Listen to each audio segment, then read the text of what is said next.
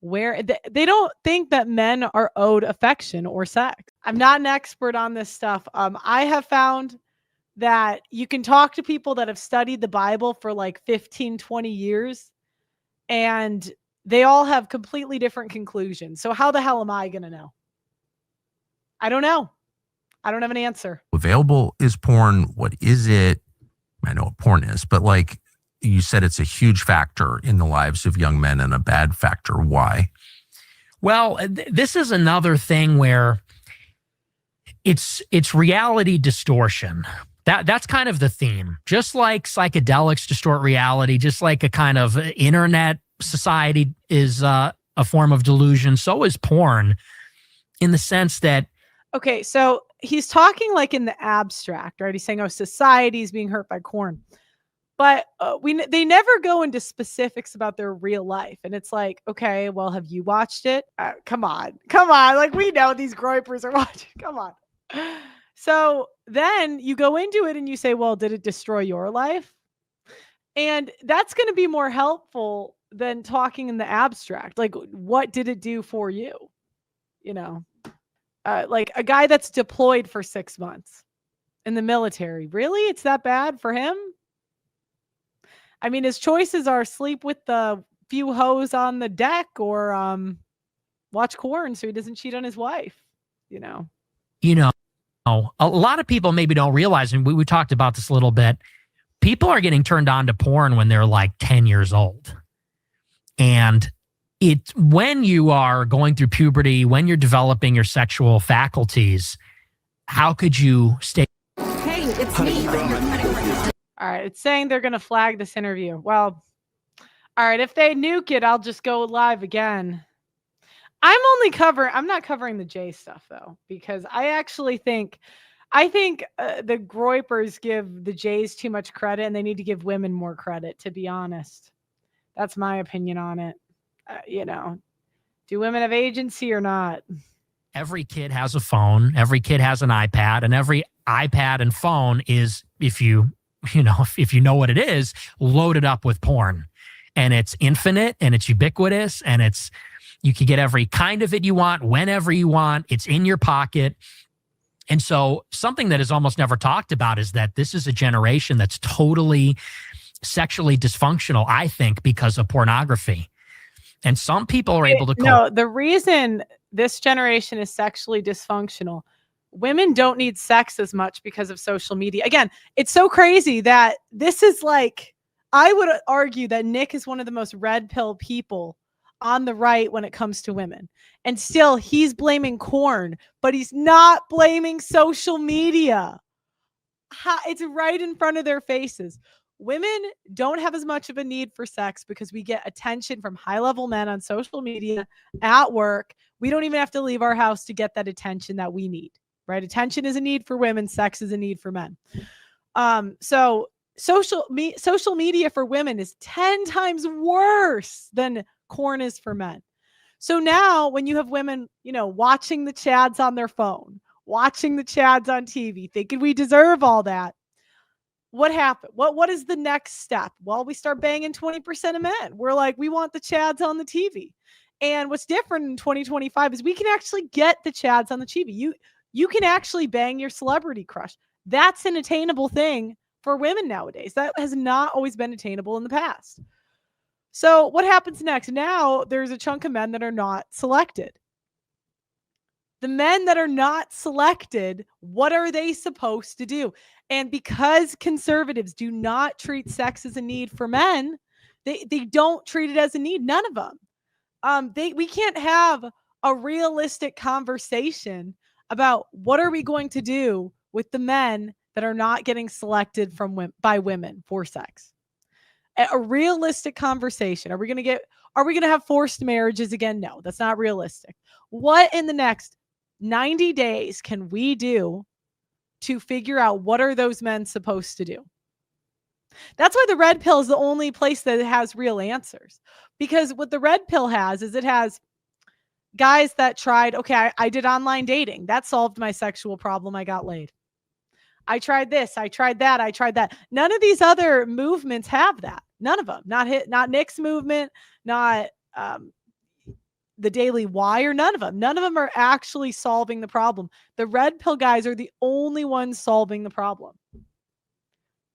As most of you know, I have been fighting on the front lines of the simp epidemic for years, but I need to tell you about a quiet weapon being ratcheted up against men that is rarely talked about. It's not just the relentless anti-masculinity propaganda and OnlyFans hoes causing the societal issues that we discuss on this show. Did you know that the average city's tap water contains trace pharmaceuticals and endocrine disruptors? This often includes estrogen from birth control. The average adult consumes a credit card worth of plastic every single week. That's 5 grams of plastic a week on average. So it's no wonder that the average male's testosterone is half of what the average was 50 years ago. Testosterone levels decline 1% a year, and without a course correction, we are headed towards extinction. No matter how based you are, you need to be naturally boosting your testosterone. My friends at Chalk, CHOQ.com, are on a mission to save mankind from extinction by boosting your vitality. Chalk's Male Vitality Stack contains premium and potent herbs clinically studied to naturally boost your testosterone levels, sperm count, and overall vitality. Just one of the many ingredients in the Male Vitality Stack was studied in double-blind human clinical trials to boost total testosterone 20% in 90 days. When you boost your testosterone, you'll have more mental clarity, you're more capable of making decisions and taking risks. Having high testosterone will also affect your pheromones, so women will find you more attractive subconsciously. Get the Chalk Male Vitality Stack right now on Chalk.com. That's CHOQ.com. Use my name Pearl as your coupon code and you'll get 25% off site-wide on Chalk.com. That's CHOQ.com. My name Pearl is the discount code. So yeah, and their answers are so stupid. Like, and I hate to talk I hate to be this mean about it, but in all honesty, you're an idiot if you think that men aren't going to watch porn or get laid. Give them a wife. They go to the church. There's no wives. Okay, what now? Be a monk. Yeah, okay. And then you ask them, well, were you celibate? Were you a monk? Did you watch porn? And they're like, well, no. What? And then it's just this cycle of no answers. Are we going to force the women to get married? Are we going to force them to sleep with men they're not attracted to? They're like, no. Well, can the men at least get laid so they can be attractive to women? Can they start banging some women to, and then they're like, well, they can't do that either. And it's just so unpragmatic. Like if the content creators aren't giving you like a step-by-step plan of like what you're supposed to do, they don't have an answer. And I'm not pretending I have an answer when it comes to men getting laid, but I hate that they demonize the guys. They demonize the guys that give you an answer.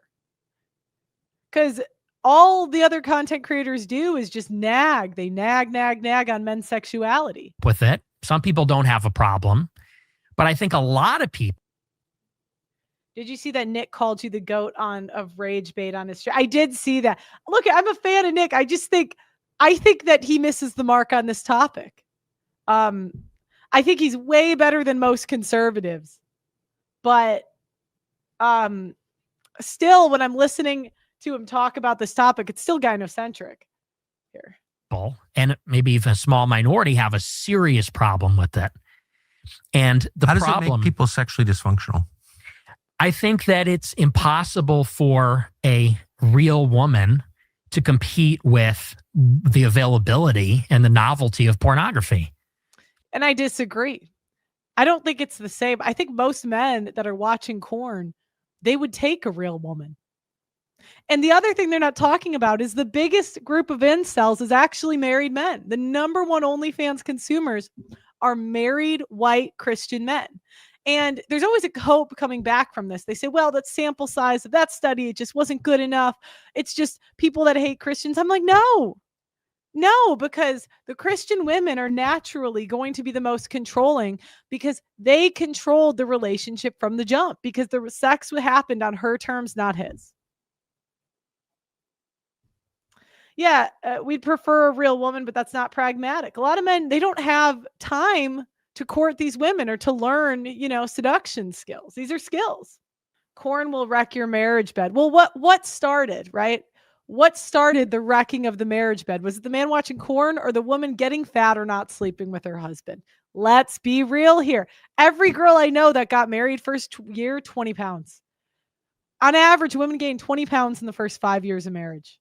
A real woman, like without getting graphic, she's only one person.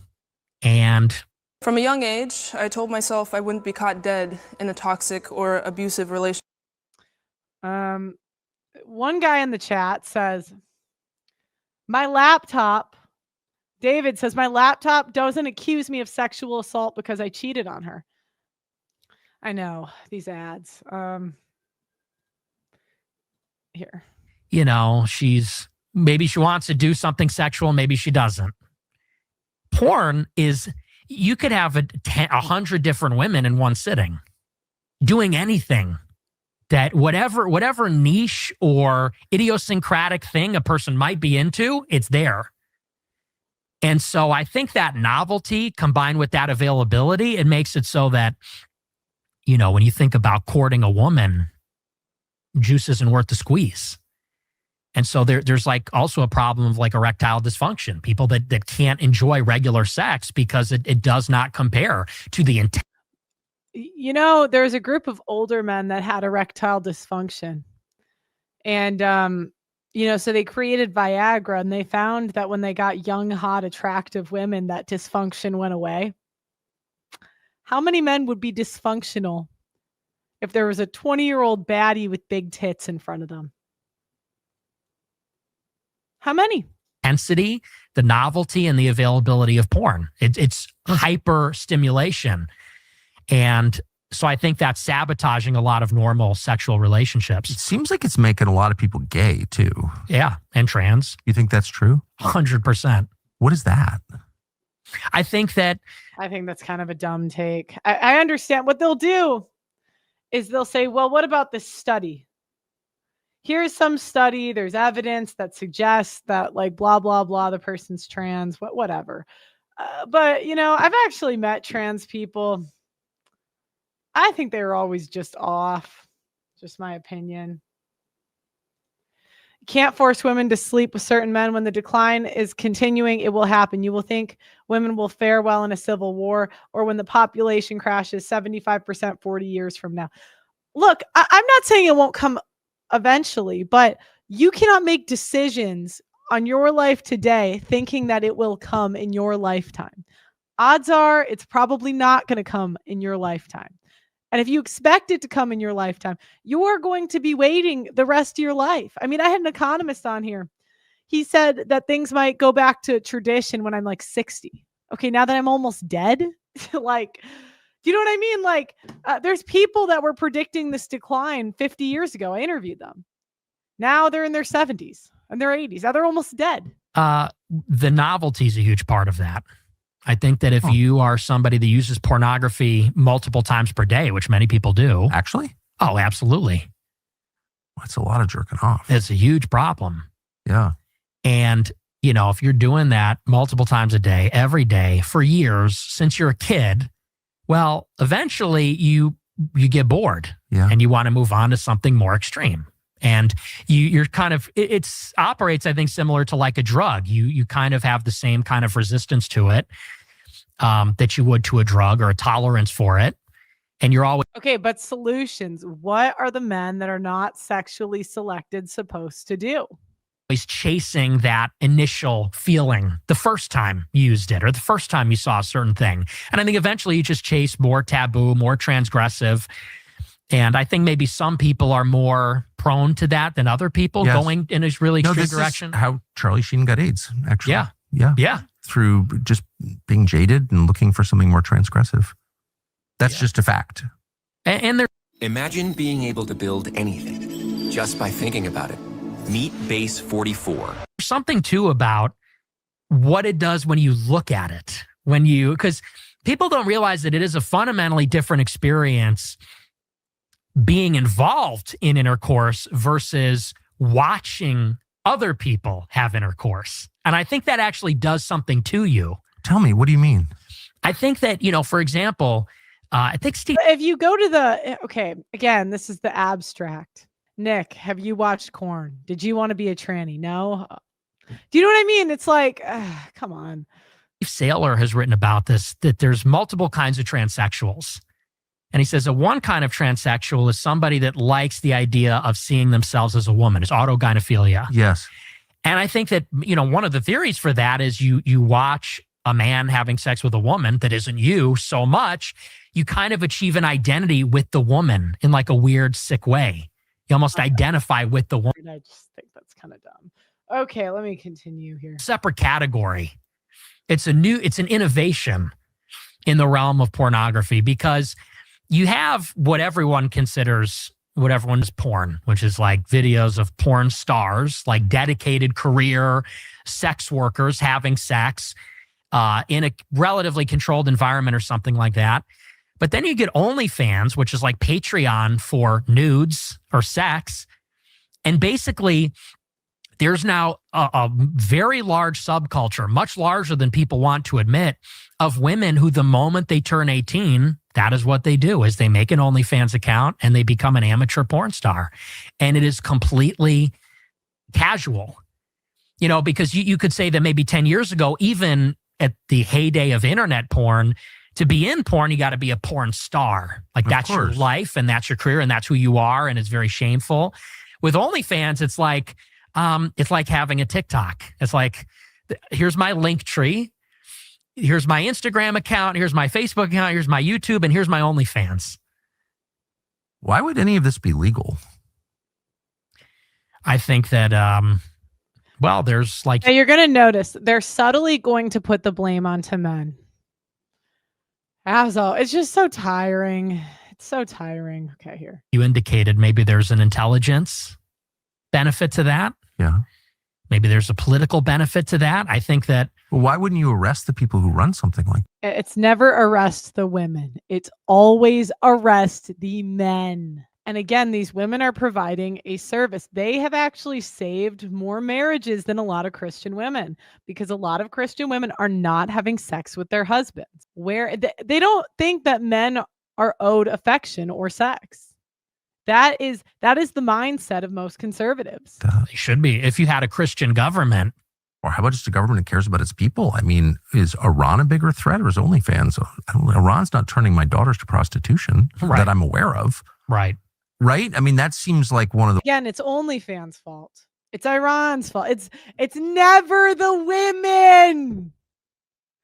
Like, okay, if tomorrow I started an OnlyFans, I'm not doing that, right? But let's just say, I was offered $1 million to do a sex tape once. $1 million I was offered. Would I be tricked into taking it? Would I be brainwashed? No. Whose fault would it be? Mine.